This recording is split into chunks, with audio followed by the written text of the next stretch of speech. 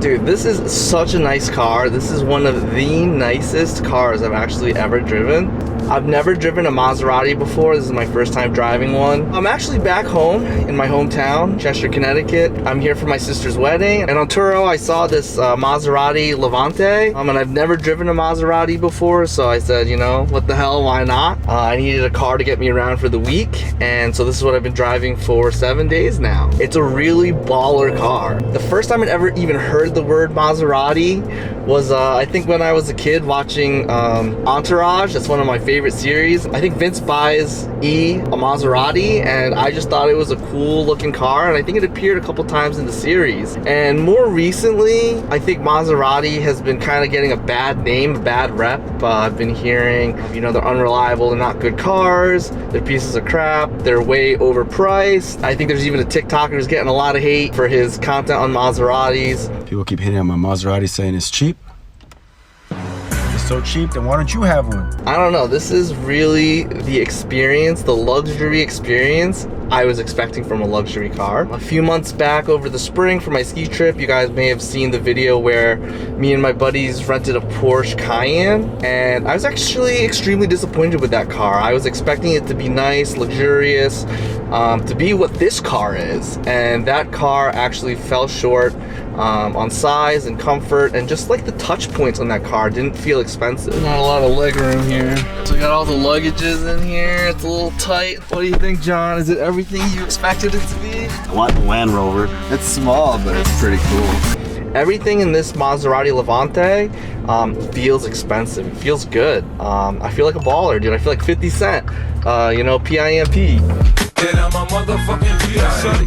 In this car, and now I'm driving through my hometown, back from California. I feel like Ryan Reynolds in that movie, I think Just Friends, where he rents the Porsche sports car and is trying to flex on everybody back home. And you know, that's not really my style. I'm not really a flex guy, but I did want to rent something cool so I could make a video while I'm home. And I'm extremely happy with this car. You know, I've been showing up to dinners with my friends and they're like, oh, really nice Maserati, that thing's really cool. You know, so I think it has an air about it, which, you know, I don't mind, I don't hate it. It's not something I think I would drive every day just because it's not my style, but if I were into luxury SUVs and luxury crossovers, dude, this is a car I would buy. So this is a 2018 Maserati Levante. Depending on the trim, I looked it up, and you can buy them here in Connecticut for about $40,000 to $50,000, depending on the trim and depending on the mileage, which I think is actually pretty good considering I think the new 2022s start at $80,000, and depending on how you spec them out, I think go all the way up to about $150,000, $160,000. To buy those prices, I'm estimating that when this was new, it was probably a $100,000 car.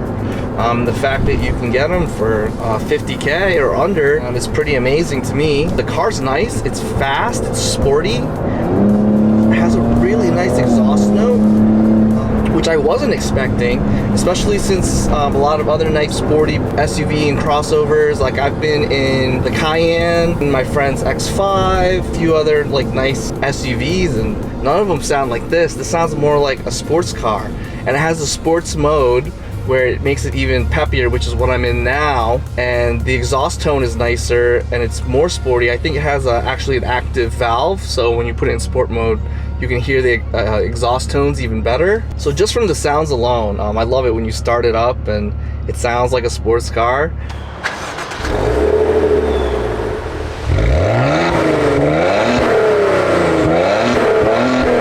So like some of the other like nice high-end cars I've been in, you know, GTR I think is the most expensive car I've ever been in. Been in C8s, M4s. Through my job at Throttle, I get to, you know, experience a lot of different cool cars.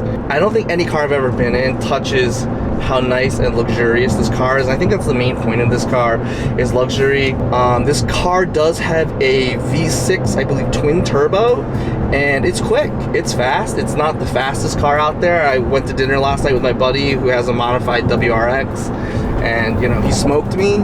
So, you know, you're not winning any races in this, but you know, if you want to get on the gas and go, and you're a soccer mom, soccer dad, and when you're driving by yourself, you kind of want to get on it, it has the power, and it's enjoyable. The only thing is it feels a little tippy to me. Like when I make turns, I can't take them as aggressively as I could in an actual sports car. But this car does have, I guess, an active suspension. So I just turned it on. When I pressed the sport mode twice, the car, I guess, does go get lower, and it does feel a little sportier now. But in the normal mode, it does feel tippy, but I don't think it's gonna tip. I'm not super experienced driving SUVs. The other nice thing about this car is it's all-wheel drive, which I love my all-wheel drive cars. So the driving experience is really great, and all the touch points, the comfort points, the seats are nicely bolstered. They're very comfortable.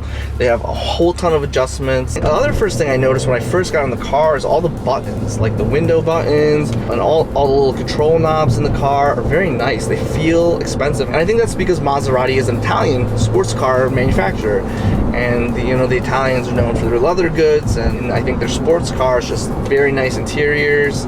I was very impressed with all the touch points. Like, all the buttons feel expensive and nice and just big ballin', man. Like, that is like my overall description of this car is big ballin'.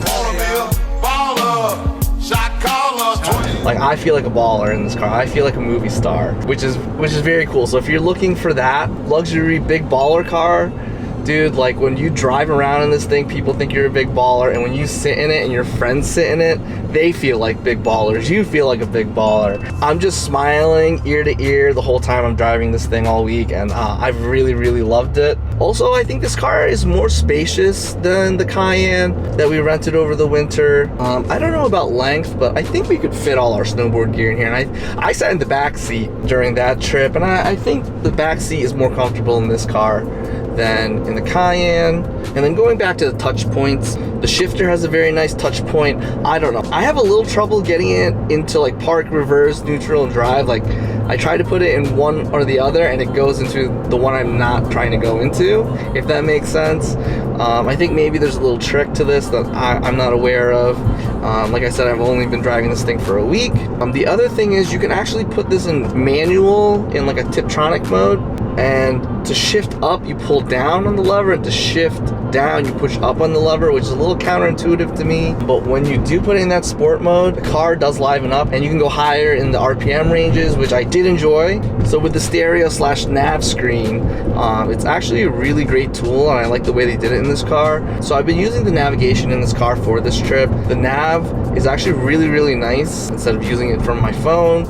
And then also the other cool thing is in the middle of the instrument cluster, when I need to make a turn, so I don't even have to really look over to the screen, it tells me when turns are coming up, which I like. There's also a voice instruction for the nav that's tied to the stereo. The only thing about that system is I'm playing music from my phone, and the nav voice is actually much louder than I'd like it to be, and I haven't found the controls to adjust the volume for the nav, and I don't know if you actually can. That was a little annoying. Also, the seats in this car are heated, and I guess there's no physical buttons for the controls of the heated seats, so it's all digital, it's all on the screen. I don't know that I really like it. It's a cool feature. And you can also adjust all the climate control from the screen, but there are also physical buttons for the climate control, which is nice, so you can do either or. The other thing that's really cool in this vehicle is the panoramic roof. I really think this is dope. This is a feature in a lot of, the newer SUVs. You're seeing this a lot in crossovers and full-size SUVs, and I really like that this car has that. I've never owned a car that's had it. Just driving around this week with it, it was nice. And I think you can open it up halfway, which I've done,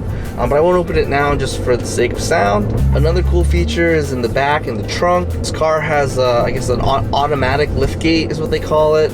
So you just press the button on the remote, and the trunk just opens up by itself. There's a little button on the inside. You press it when you're done. The gate closes, and it's lower. So a lot of cars have it up on top of the actual hatch. This car has it down on the side, which I like, and it has two buttons. It has one for closing the gate, and it has another one for locking. So when you press the locking one, it closes the gate and then locks the car. So if you're bringing in your groceries, you don't got to pull your keys out of your pocket and then press a separate button to lock the car. Alright, so I'm kind of getting to the town limit here, to the city line. It's been very reminiscent driving this car here in my hometown. Very, very cool opportunity that I've had.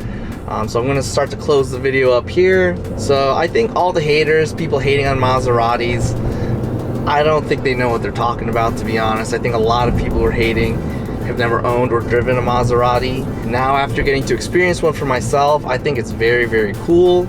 Would I buy one myself? I don't think I could afford to buy one. You want a Maserati? You better work, bitch. But if I had the money and I was looking for this type of car, I would buy one. This is very cool. I like I said, I feel like big baller, PIMP, you know, 50 Cent. I feel like a movie star in this car, and I'm personally a little more lower profile than that. Like, but for a weekend, I think it's really cool to get the experience for a week to drive around in this car. If you have the opportunity to rent one, and like, you know, you and your boys, or you and your girls, or you and your friends, or you and your family are going on vacation somewhere, and you're looking for a cool, stylish, luxury vehicle to rent, 100% I would recommend. You know, having this Maserati Levante for the week was great, and I really enjoyed myself. So if there's anything in this video that I didn't cover, go ahead, write a comment. I'll respond to it. Hopefully I have the answer. I don't know everything about this vehicle, but it was really a great time driving this thing, and I'm all smiles for it. So forget what the haters say. I think the Maseratis are worth it. This experience definitely was a positive Maserati experience. All right, thanks for watching, guys. If you liked the video, give it a thumbs up, and don't forget to subscribe.